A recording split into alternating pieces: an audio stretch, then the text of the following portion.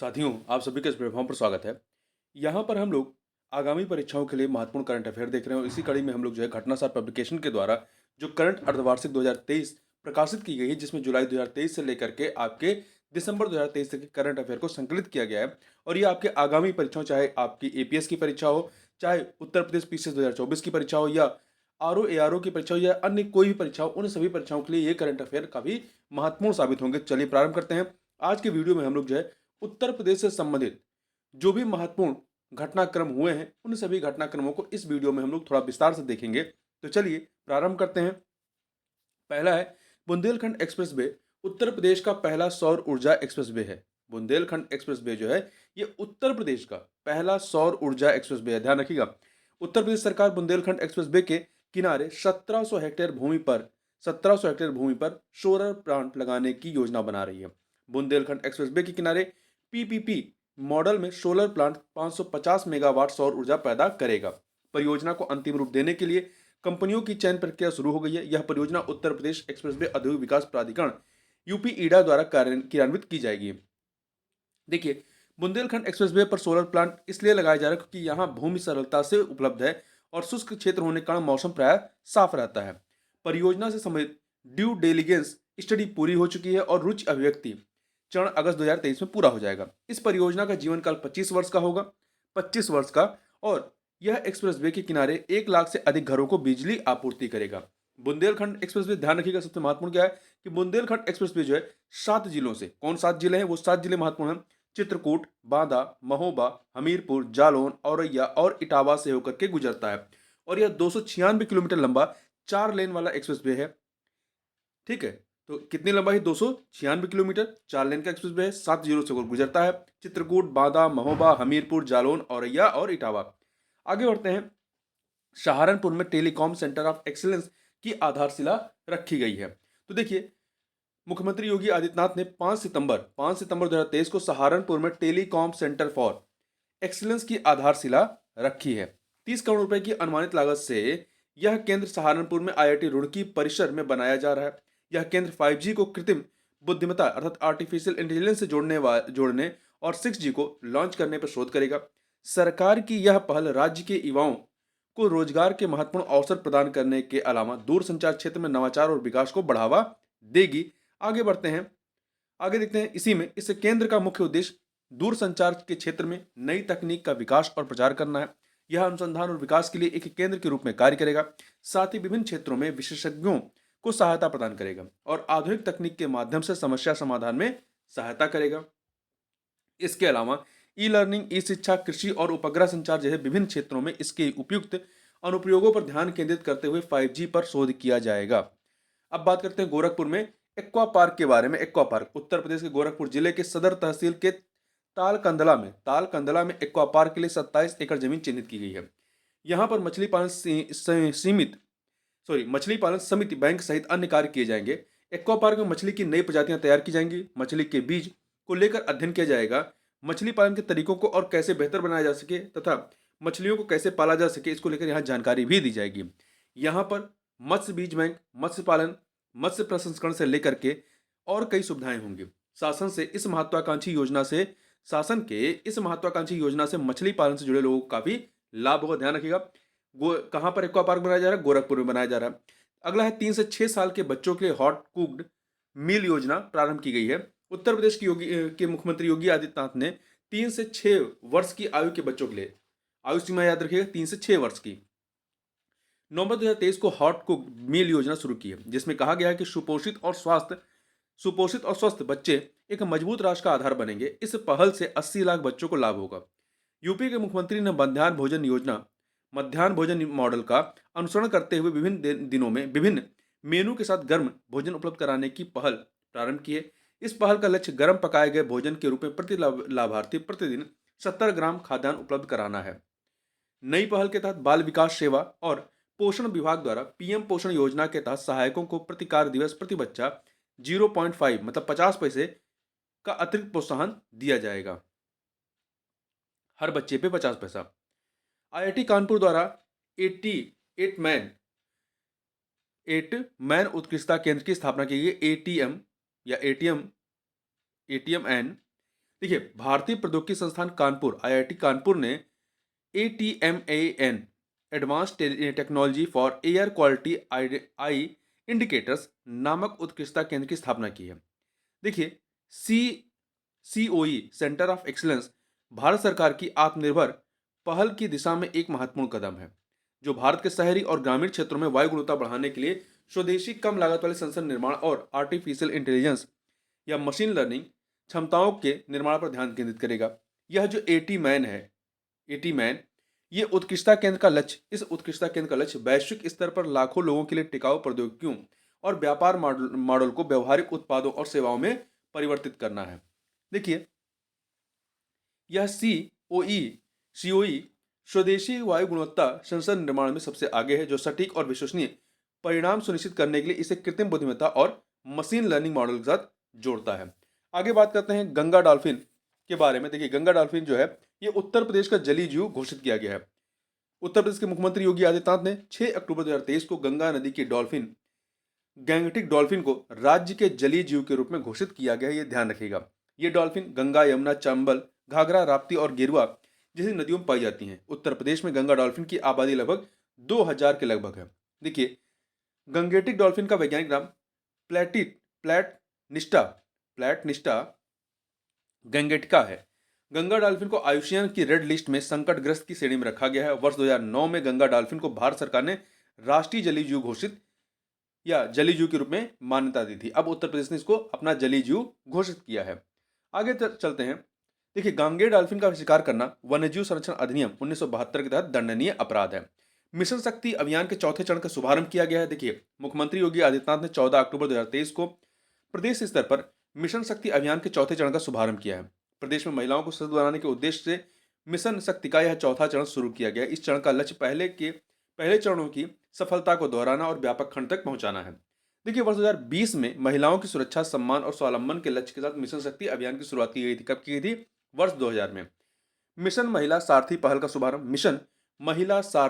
का शुभारंभ देखिए, उत्तर प्रदेश के मुख्यमंत्री योगी आदित्यनाथ ने 22 अक्टूबर 2023 को अयोध्या से राज्य के मिशन शक्ति अभियान के तहत मिशन महिला सारथी पहल का शुभारंभ किया। उत्तर प्रदेश के मुख्यमंत्री योगी आदित्यनाथ ने 22 अक्टूबर 2023 को अयोध्या से राज्य के मिशन शक्ति अभियान के तहत मिशन महिला सारथी पहल का शुभारंभ किया। कहां से? अयोध्या से किया है। मुख्यमंत्री द्वारा 51 बसों को भी हरी झंडी दिखाई गई, जिनका संचालन विशेष रूप से ड्राइवर और कंडक्टर के रूप में महिलाएं करेंगी। मिशन महिला सारथी का उद्देश्य महिला ड्राइवरों और कंडक्टरों को जोड़ना और उन्हें सशक्त बनाना है। आगे बढ़ते हैं। लखनऊ में नौसेना के शौर्य संग्रहालय का शिलान्यास। लखनऊ में नौसेना के शौर्य संग्रहालय का शिलान्यास किसने किया है? उत्तर प्रदेश के मुख्यमंत्री योगी आदित्यनाथ ने 21 अक्टूबर 2023 को लखनऊ में नौसेना शौर्य संग्रहालय निर्माण परियोजना का शिलान्यास किया। अभी शिलान्यास हुआ, ठीक है। नौसेना के शौर्य संग्रहालय की स्थापना लखनऊ के स्वर्गीय अटल बिहारी वाजपेयी इकाना स्टेडियम के निकट CG सिटी में लगभग 23 करोड़ रुपए की लागत से की जाएगी। यह संग्रहालय CG सिटी में आदि गंगा के रूप में गोमती नदी के तट पर अपनी पहचान बनाएगा। यह नौसेना समेत देश का पहला ऐसा संग्रहालय होगा, ध्यान रखिएगा, पहला ऐसा संग्रहालय होगा जहां कार्य मुक्त हो चुके युद्धपोतों और जलियानों को प्रदर्शित किया जाएगा। ठीक है, तो यहां पर संग्रहालय में नौसेना से जो रिटायर्ड युद्धपोत हैं INS गोमती और उससे जुड़े मिसाइल, टारपीडो व कैनन आदि उपकरणों व अन्य सामानों को प्रदर्शित किया जाएगा। इस संग्रहालय की स्थापना से पर्यटकों की संख्या में बढ़ोतरी के साथ ही रोजगार के नए अवसर बढ़ेंगे। आगे बात करते हैं 3 दिवसीय श्री अन्न महोत्सव जो आयोजित किया गया उसके बारे में। उत्तर प्रदेश सरकार ने बाजरा के उपयोग को बढ़ावा देने के लिए 27 से 29 अक्टूबर 2023 को तक में लखनऊ में 3 दिवसीय श्री अन्न महोत्सव और एक राज्य स्तरीय बाजरा कार्यशाला का आयोजन किया गया। कार्यक्रम का उद्घाटन मुख्यमंत्री योगी आदित्यनाथ ने किया। इस अवसर पर बाजरा उत्पादन के लिए अच्छा कार्य करने वाले किसानों को सम्मानित किया गया। कार्यशाला में प्रत्येक मंडल के प्रत्येक जनपद से 50 प्रगतिशील कृषक उत्पादक संगठन के 10 प्रतिनिधि व 10 प्राविधिक सहायकों ने हिस्सा लिया। दिसंबर 2023 में उत्तर प्रदेश सरकार द्वारा लिए गए निर्णय के अनुसार अब राशन कार्ड धारकों को प्रत्येक माह दिए जाने वाले 35 किलो राशन के अंतर्गत फरवरी 2024 से 14 किलो गेहूं, 10 किलो बाजरा और 11 किलोग्राम चावल दिया जाएगा। इससे पूर्व 14 किलोग्राम गेहूं और 21 किलो चावल देने की व्यवस्था थी। अब क्या किया गया? इसमें 10 किलो बाजरे को भी जोड़ा गया है। ठीक है, आगे बढ़ते हैं। एएमयू अपना स्वयं का सैटेलाइट प्रक्षेपित करेगा। एएमयू मतलब अलीगढ़ मुस्लिम विश्वविद्यालय ने अपने महत्वाकांक्षी अंतरिक्ष कार्यक्रम पर हाल ही में कार्य शुरू कर दिया है। इसे अंतरिक्ष विभाग के तहत काम करने वाले भारतीय राष्ट्रीय अंतरिक्ष संवर्धन और प्राधिकरण केंद्र द्वारा मंजूरी प्रदान की गई है। इस परियोजना में एएमयू एएमयू अलीगढ़ अलीगढ़ मुस्लिम विश्वविद्यालय के संस्थापक सर सैयद अहमद खान के नाम पर पहला उपग्रह या सैटेलाइट कार्यक्रम SMAMU-SAT का विकास शामिल है। इस SSAMU सेट यह एक नैनो सैटेलाइट प्रोजेक्ट है जो नवंबर 2021 में AMU रोबो क्लब के अंतर्गत शुरू हुआ था। सैटेलाइट एक 3U क्यूबसेट है जिसके कई उद्देश्य हैं, जिसमें सैटेलाइट इमेजरी का उपयोग कर भारत के सबसे गरीब जिलों में आर्थिक विकास का अध्ययन और तेजी से मल्टीमीडिया ट्रांसमिशन के लिए इन हाउस विकसित इमेज कंप्रेशन तकनीक लागू करना शामिल है। देखिए, SSMU सेट के अप्रूवल रजिस्ट्रेशन 2023 में IN स्पेस को प्रस्तुत की गई थी। आगे बढ़ते हैं, जनजातीय संग्रहालय के बारे में बात करें तो देखिए, उत्तर प्रदेश सरकार ने मिर्जापुर, सोनभद्र और महाराजगंज में कहाँ 3 जगह नाम याद रखिएगा। मिर्जापुर में है, सोनभद्र और महाराजगंज में जनजातीय संग्रहालय की स्थापना के लिए जमीन संस्कृत विभाग से लेकर के उत्तर प्रदेश अनुसूचित जाति और जनजाति शोध एवं प्रशिक्षण संस्थान के पक्ष में आवंटित करने का निर्णय लिया है। इस बारे में 1 नवंबर 2023 को ही कैबिनेट की बैठक में प्रस्ताव लाया गया, जिसमें प्रदेश के संस्कृत विभाग द्वारा इन संग्रहालयों के लिए प्रस्तावित भूमि अनुसूचित जाति एवं अनुसूचित जनजाति शोध एवं प्रशिक्षण संस्थान के पक्ष में आवंटित की गई। देखिए, किसे कितनी की गई इसको याद करने की आपको जरूरत नहीं है, छोड़ दीजिए। आगे बढ़ते हैं।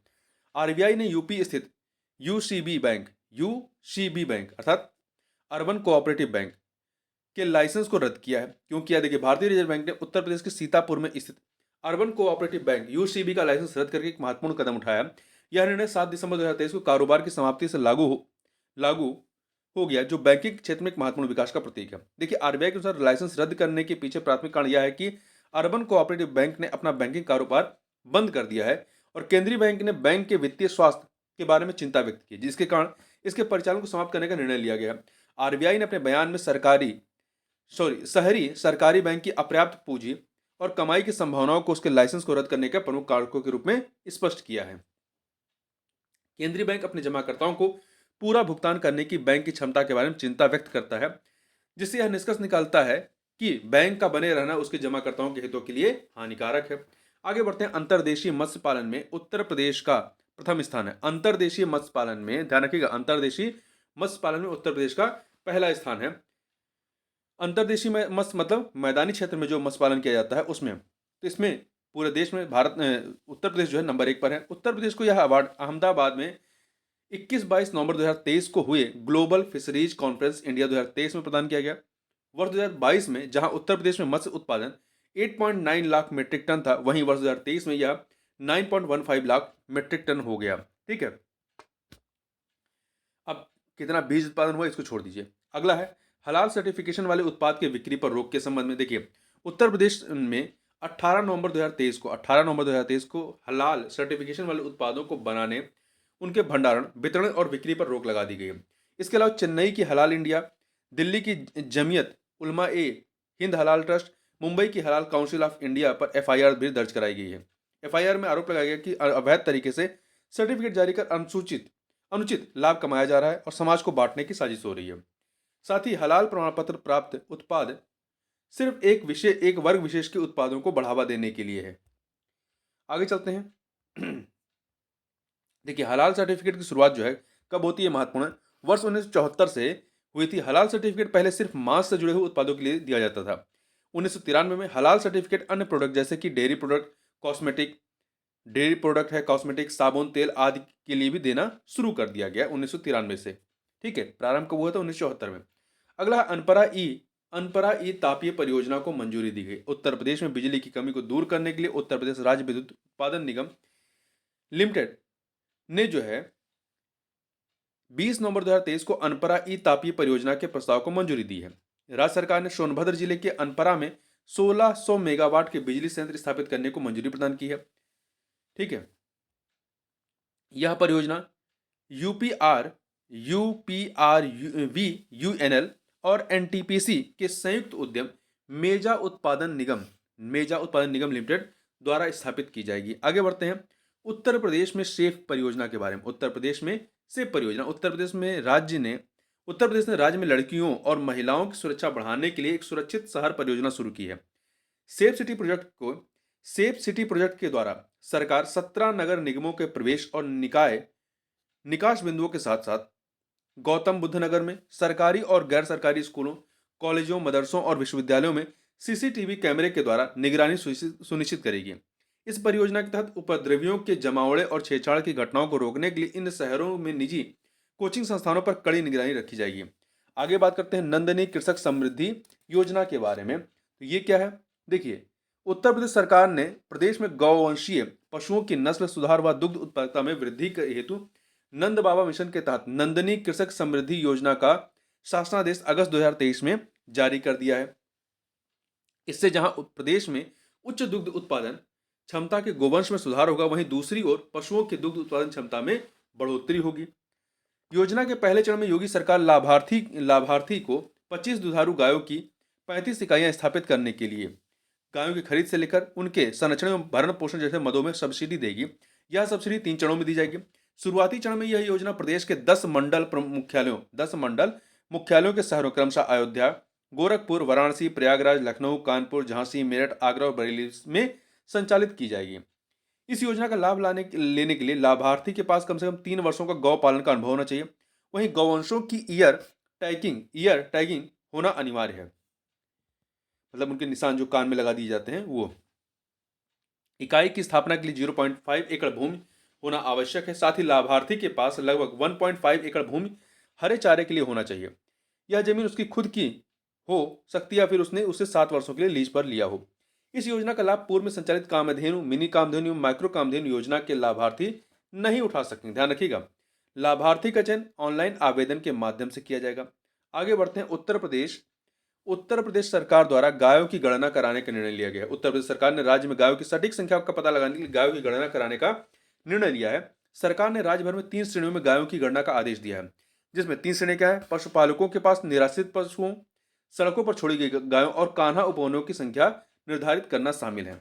यह कदम राज्य में आवारा मवेशियों की अंतहीन समस्या के समाधान हेतु उठाया गया है। मुख्यमंत्री योगी आदित्यनाथ ने जियो टैगिंग लागू करने का भी आदेश दिया है। पहले चरण में इन गायों की गिनती की जाएगी। अगले चरण में गायों को उपयुक्त आवास प्रदान करने के लिए एक योजना तैयार कर इसे कार्यान्वित किया जाएगा। केंद्र सरकार द्वारा 2019 में आयोजित 20वीं पशुधन गणना के बाद से मवेशियों की संख्या से संबंधित आंकड़े बदल गए हैं। अगली गणना 2024 में होनी है। अगला है शिव थीम वाले इंटरनेशनल स्टेडियम का शिलान्यास। देखिए, शिलान्यास किया गया, अभी उद्घाटन नहीं हुआ है। प्रधानमंत्री नरेंद्र मोदी ने 23 सितंबर 2023 को वाराणसी में अंतर्राष्ट्रीय क्रिकेट स्टेडियम की आधारशिला रखी। ये स्टेडियम भगवान शिव की थीम पर आधारित होगी। वाराणसी के गांजरी राजा तालाब में बनने वाला यह आधुनिक अंतर्राष्ट्रीय क्रिकेट स्टेडियम लगभग 450 करोड़ रुपए की लागत से 30 एकड़ से अधिक क्षेत्र में विकसित किया जाएगा। इस स्टेडियम की विषयगत वास्तुकला की प्रेरणा भगवान शिव से ली गई है, जिसमें अर्धचंद्राकार छत के कवर, त्रिशूल के आकार की फ्लड लाइट, घाट की सीढ़ियों पर आधारित बैठने की व्यवस्था, विल्वी पत्र के आकार की धातु की चादरों के डिजाइन विकसित किए गए। इस स्टेडियम की क्षमता 30,000 दर्शकों की होगी। अगला है प्रतापगढ़ जंक्शन सहित उत्तर प्रदेश के 3 रेलवे स्टेशनों के नामों में परिवर्तन किया गया है। किसको? देखिए, जम्मू कश्मीर स्थित उधमपुर रेलवे स्टेशन के नाम में परिवर्तन कर इसे अब शहीद कप्तान तुषार महाजन करने के 1 माह के भीतर उत्तर रेलवे ने उत्तर प्रदेश स्थित प्रतापगढ़ जंक्शन सहित प्रतापगढ़ जिले के 3 रेलवे स्टेशनों के नाम में परिवर्तन अक्टूबर 2023 में किया है। देखिए, रेलवे की एक विज्ञप्ति के अनुसार प्रतापगढ़ रेलवे स्टेशन का नाम अब मां बेला देवी धाम प्रतापगढ़ जंक्शन किया गया है तथा इसी के साथ ही अंतु स्टेशन का नाम मां चंडिका देवी धाम अंतु अब कर दिया गया है। वहीं विश्वनाथगंज स्टेशन का नाम बदल करके शनिदेव धाम विश्वनाथगंज कर दिया गया है। उत्तर रेलवे द्वारा इस आशय की औपचारिक अधिसूचना 6 अक्टूबर 2023 को जारी की गई। उत्तर प्रदेश बना देश का चौथा सबसे बड़ा स्टार्टअप इकोसिस्टम वाला प्रदेश। देखिए, हाल ही में हाल ही में प्रदेश में निवेश के आंकड़ों का संकलन कर रही एजेंसी केपीएमजी की रिपोर्ट के अनुसार उत्तर प्रदेश देश का चौथा सबसे बड़ा स्टार्टअप इकोसिस्टम वाला प्रदेश बन गया है। वर्तमान में देश में 108 से ज्यादा यूनिकॉर्न स्टार्टअप मौजूद हैं, जिनमें से 8 जो हैं 108 में से 8 उत्तर प्रदेश के हैं। उत्तर प्रदेश के सभी 75 जिलों में स्टार्टअप हैं, जिनमें 8 यूनिकॉर्न हैं और कई तेजी से यूनिकॉर्न बनने की ओर अग्रसर हैं। देखिए, केपीएमजी की रिपोर्ट के अनुसार उत्तर प्रदेश के पेटीएम मॉल, इंडिया मार्ट, मोगालिक्स, Pine Labs, Innovaccer, Info Edge और फिजिक्स वाला देश के यूनिकॉर्न स्टार्टअप में शामिल किए गए हैं। यूनिकॉर्न वो स्टार्टअप होते हैं जिसकी वैल्यूएशन जो होती है $1 अरब से अधिक होती है, $1 अरब से अधिक होती है। इसी प्रकार शूनिकॉर्न होता है, शून टू बी यूनिकॉर्न उन स्टार्टअप को कहा जाता है जिनमें निकट भविष्य में यूनिकॉर्न बनने की क्षमता होती है। फिलहाल प्रदेश में 2 शूनिकॉर्न स्टार्टअप जो है स्टार्टअप कौन सा अप क्लास प्लस व इन शॉर्ट्स कार्य कर रहे हैं। आगे चलते हैं। अब कुछ हम लोग वन लाइनर फॉर्म में यहाँ पे उत्तर प्रदेश से संबंधित करंट अफेयर को देख लेते हैं। देखिए, हाल ही में ऑनलाइन ब्लॉगिंग प्लेटफॉर्म 4 द्वारा जारी एक रिपोर्ट के अनुसार उत्तर प्रदेश भारत का जीडीपी में कितने प्रतिशत योगदान के साथ देश की दूसरी सबसे बड़ी अर्थव्यवस्था बनकर उभरा है, तो यह है 9.5% के दूसरी सबसे बड़ी अर्थव्यवस्था है उत्तर भारत की 9.5% के साथ में। इस मामले में पहले स्थान पर जीडीपी में 15.7% का योगदान देकर के महाराष्ट्र नंबर 1 पर है। देखिए, अगला है दिसंबर 2023 में जारी logistic ease across different states, यह शॉर्ट में हम लोग लीड्स कहते हैं, सर्वे रिपोर्ट में लगातार दूसरे वर्ष उत्तर प्रदेश को लैंडलॉक राज्यों में किस श्रेणी में रखा गया है? अचीवर्स प्रदेश में। किसमें? अचीवर्स प्रदेश में रखा गया है। हाल ही में उत्तर प्रदेश सरकार ने कहां पर प्रदेश के पहले उन्नत बाल चिकित्सा केंद्र की स्थापना को मंजूरी दी? बाल चिकित्सा केंद्र की स्थापना, यह है आपका एसजीपीजीआई लखनऊ में, जो एसजीपीजीआई लखनऊ है वहां पर। अगला है उत्तर प्रदेश सरकार ने हाल ही में बनटंगिया समुदाय के कौशल को निखारने के लिए किस जिले में बनटंगिया ग्राम प्रशिक्षण केंद्र स्थापित करने का निर्णय लिया? गोंडा में। उत्तर प्रदेश के किस विश्वविद्यालय द्वारा हाल ही में खिलाड़ियों के लिए कुशल खिलाड़ी कोष योजना शुरू की गई है? लखनऊ विश्वविद्यालय के द्वारा। उत्तर प्रदेश के किस जिले में प्रदेश का पहला सेमी कंडक्टर पार्क बनाया जाएगा? उत्तर प्रदेश के किस जिले में प्रदेश का पहला सेमी कंडक्टर पार्क बनाया जाएगा? गौतम बुद्ध नगर में। हाल ही में उत्तर प्रदेश स्थित कौन सा रेलवे स्टेशन उत्तर मध्य रेलवे का छठा ई राइट स्टेशन घोषित किया गया है? आगरा कैंट रेलवे स्टेशन को food safety and standards authority of India FSSAI द्वारा यह प्रमाण पत्र जारी किया जाता है। अगला है 10 दिसंबर 2023 10 दिसंबर को विश्व आत्महत्या दिवस मनाया जाता है। तो 10 दिसंबर 2023 को उत्तर प्रदेश के किस शहर में पहली बार ट्रांसजेंडर प्राइड वॉक का आयोजन किया गया? लखनऊ में। केंद्र सरकार द्वारा हाल ही में उत्तर प्रदेश के किन शहरों में यूनिटी मॉल खोलने की मंजूरी दी गई है? तो 3 शहरों में उत्तर प्रदेश में, लखनऊ, आगरा, वाराणसी। प्रधानमंत्री नरेंद्र मोदी ने 24 सितंबर 2023 को उत्तर प्रदेश में कहां पर अंतरराष्ट्रीय क्रिकेट स्टेडियम की आधारशिला रखी है? वाराणसी में। उत्तर प्रदेश सरकार ने 25 नवंबर 2023 को किस दिन के रूप में मनाने की घोषणा की है? No nonveg day. 25 नवंबर को no nonveg day. Uttar Pradesh में बहने वाली वह नदी जिसमें सौर ऊर्जा संचालित रामायण नामक जहाज चलाने की योजना है, तो यह है सरयू। अयोध्या की सरयू नदी में 21 से 25 सितंबर 2023 तक पहले उत्तर प्रदेश अंतर्राष्ट्रीय व्यापार शो का आयोजन कहां पर किया गया? ग्रेटर नोएडा में किया गया। कहां पर? ग्रेटर नोएडा में। उत्तर प्रदेश सरकार ने छात्रों के लिए समान अवसर सुनिश्चित करने हेतु हाल ही में किस अभियान की शुरुआत की? हर बच्चे के लिए हर अधिकार अभियान। कौन सा है? तो देखिए, छात्रों के लिए यह है आपका हर बच्चे के लिए हर अधिकार अभियान। 21 से 22 नवंबर 2023 को दिल्ली में आयोजित वैश्विक मत्स्य पालन सम्मेलन 2023 में उत्तर प्रदेश को मत्स्य पालन के किस क्षेत्र में उल्लेखनीय उपलब्धि के लिए सर्वश्रेष्ठ राज्य का प्रथम पुरस्कार मिला है? अंतर्देशीय मत्स्य पालन में। ठीक है। अगला है उत्तर प्रदेश सरकार ने नवंबर 2023 में किन उत्पादों पर हलाल लेबल लगाने पर प्रतिबंध लगाया? डेयरी उत्पाद, चीनी, बेकरी आइटम है, पेपरमिंट ऑयल, नमकीन और खाद्य पदार्थों पर।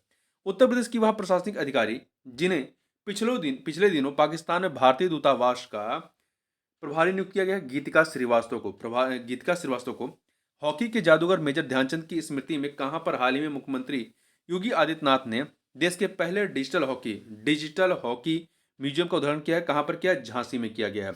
जल शक्ति मंत्रालय के जल संसाधन, नदी विकास और गंगा संरक्षण विभाग द्वारा सितंबर 2023 में जारी लघु सिंचाई योजनाओं पर छठी गणना रिपोर्ट के अनुसार देश में सर्वाधिक लघु सिंचाई योजनाएं किस राज्य में है? तो ये उत्तर प्रदेश में है।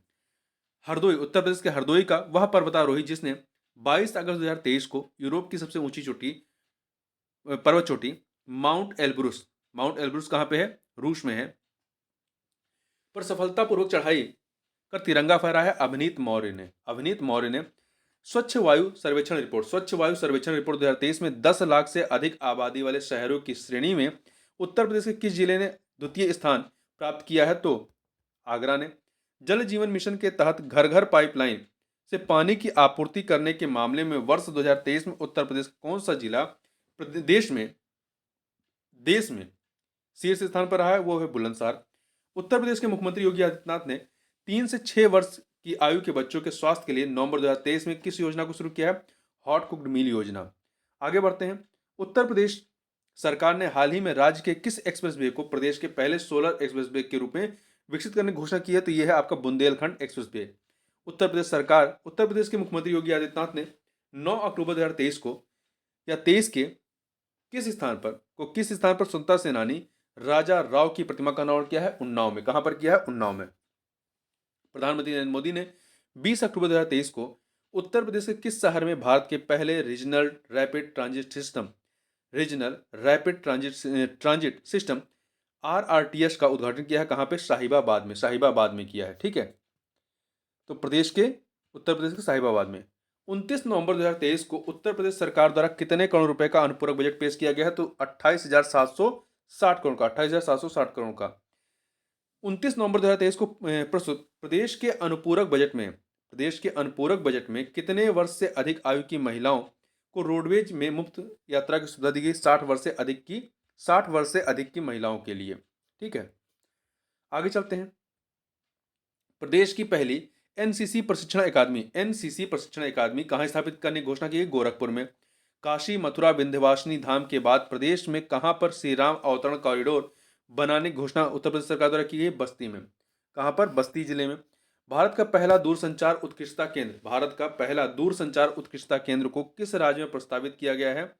किस राज्य में प्रस्तावित है? तो उत्तर प्रदेश में प्रस्तावित है। उत्तर प्रदेश का पहला जल विश्वविद्यालय किस राज्य में प्रस्तावित है? उत्तर प्रदेश का नहीं बल्कि जबकि देश का पहला जल विश्वविद्यालय किस राज्य में प्रस्तावित है? उत्तर प्रदेश में। उत्तर प्रदेश का वह जिला जिसका नाम हाल ही में हरिगढ़ कर दिया गया। अलीगढ़ का नाम क्या किया गया है? हरिगढ़ किया गया है। उत्तर प्रदेश स्थित वह केंद्रीय विश्वविद्यालय जिसके खुद की सैटेलाइट को लॉन्च करने का प्रोजेक्ट को हाल ही मंजूरी मिली है, तो यह है अलीगढ़ मुस्लिम विश्वविद्यालय। इस सैटेलाइट प्रोजेक्ट को AMU के संस्थापक सर सैयद अहमद खान के नाम पर रखा गया। यह सैटेलाइट एक 3U क्यूबसेट है जिसका उद्देश्य एक नोबल इमेज कंप्रेशन एल्गोरिथम को इंट्रोड्यूस करना है। वह आर्थिक फोरम जिसकी स्विट्जरलैंड के दावोस में 15 से 19 जनवरी 2024 तक होने वाली बैठक में हिस्सा लेने के लिए उत्तर प्रदेश को आमंत्रित किया गया है। किसमें? विश्व आर्थिक मंच के फोरम में। अगस्त 2023 में उत्तर प्रदेश के किन 2 उत्पादों को GI टैग प्रदान किया गया है? अगस्त 2023 में आगरा का लेदर फुटवियर और जलेसर का मेटल क्राफ्ट। आगरा का लेदर फुटवियर और जलेसर का मेटल क्राफ्ट है। देखिए, 28 जुलाई से लेकर 6 अगस्त 2023 के बीच कनाडा में आयोजित विश्व पुलिस खेलों में 5 मीटर 85 सेंटीमीटर की छलांग लगाकर उत्तर प्रदेश के किस एथलीट ने सिल्वर पदक जीता है? तो ये अमरोहा के सोनम ने। जुलाई 2023 में उत्तर प्रदेश के किस शहर में देश के पहले वैदिक थीम पार्क का उद्घाटन किया गया? उत्तर प्रदेश के नोएडा में। उत्तर प्रदेश सरकार द्वारा किसे 14 जुलाई 2023 को उत्तर प्रदेश विद्युत नियामक आयोग का नया अध्यक्ष नियुक्त किया गया? अरविंद कुमार को। और 13 से 20 जुलाई के बीच प्रदेश में कहां पर 22 वर्ष बाद जिला स्तरीय ओलंपिक खेलों का आयोजन किया गया है? वाराणसी में। कहां पर किया गया है? वाराणसी में किया गया है। तो इस प्रकार से इस वीडियो में बस इतना ही। मिलते हैं नेक्स्ट वीडियो में, तब तक के लिए बहुत बहुत धन्यवाद।